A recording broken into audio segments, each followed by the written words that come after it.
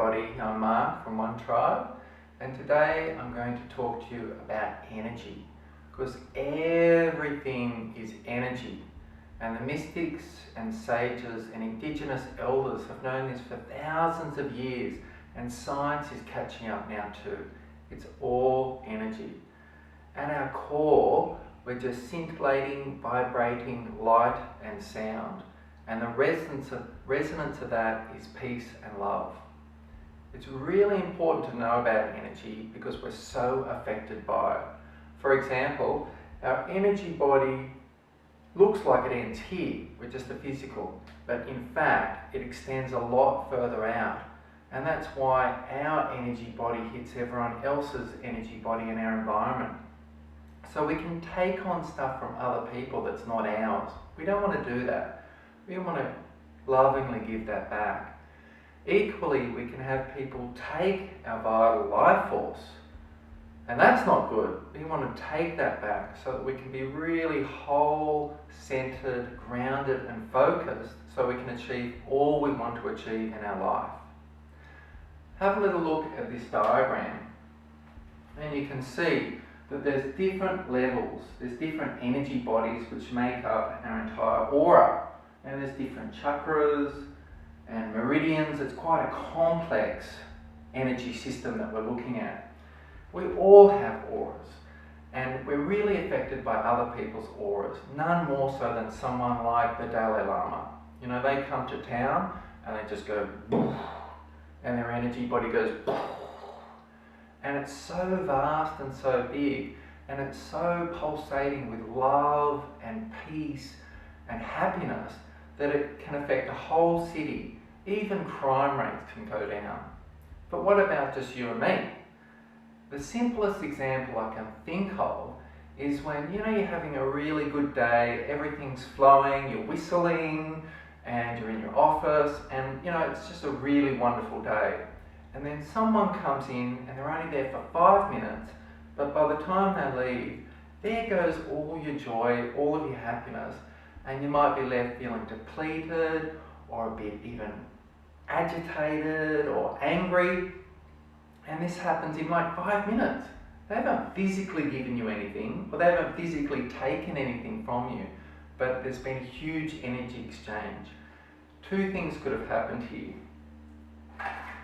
So our friend walks in our office, and of course they've got an energy body as well.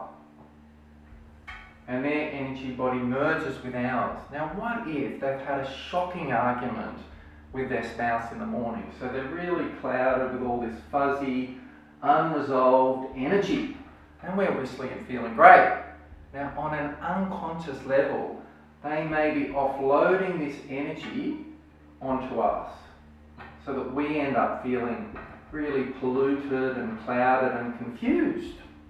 That's one example that happens a lot. You know, we just dumped on. Even though they might not have been angry or aggressive, energetically they've offloaded. The other example is where they might feel a bit depleted and tired, and on an unconscious level they wanted some of that joy. So here they may be pulling in energy from you. So they're taking your energy. So in either case, they leave feeling more full and better, and you leave feeling depleted and heavy. So in this case, you would want to give that back lovingly to the light, or take this energy back so that you can be strong. What about through our whole infancy? Because this is going on from the moment we're born. And there was a recent healing that I did that really explains how things get passed down the family line, and they affect our thoughts, they affect our emotions, they affect our relationships, and they end up affecting our health. And it's all energy, so it can all be given back or taken back. I'll just run you through this example. Because everything's energy, it can be read quite clearly in a healing. And in this case, I was doing a healing on Mum, and I could see that she had strongly the thought that the world's not safe. It was so strong that she was suffocating her little toddler, really holding him close. The world's not safe, I've got to look after him.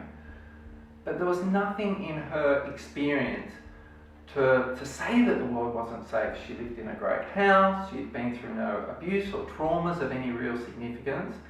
So where did this come from? Because it's energy, you can track it. And we track this thought that the world is not safe all the way back to her grandmother. And with a couple of questions, it became clear that grandmother went through an incredibly traumatic period during the war, Middle Eastern Europe. She lost her mum and dad, and she had to fend for herself quite young and suffered real trauma and abuse. For her, the world really was unsafe. It was a fundamental fact. It was proven to her through life. So of course, when she's got a baby, she's going to pass on that thought. The world is not safe. And what do you do when the world's not safe and your most valuable, loved, cherished item, your daughter, is there? Of course you're going to protect them, you're going to smother, you're going to take some of their individuality to keep them safe. So she did that to her daughter, and then her mum did that to her. So exactly the same thing. And then of course the current mother passed that on to the toddler. So it gets passed down the family line. So in every case, they've been given the world's not safe, and so they needed to give that back. She needed to give that back to her grandma and reverse that around to her son. And equally, they'd all been suffocated, so they needed to take back their freedom and their personal power.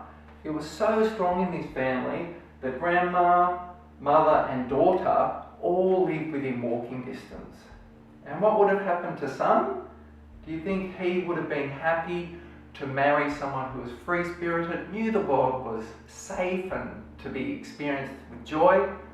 Probably not. He probably would have ended up marrying someone who was quite controlling and dominating so that he could feel safe. But the line had been cut there. On a quick personal note, for me, with my mother,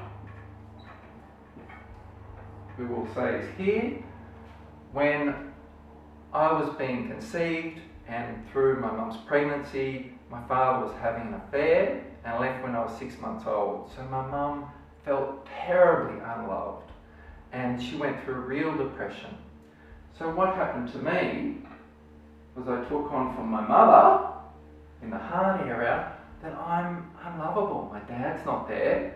There's no one to really make me feel loved or to receive or give me love. I was really well supported and I have a fantastic relationship now, but I had to give that back because it wasn't who I was. It wasn't my feelings of being unlovable, it was hers.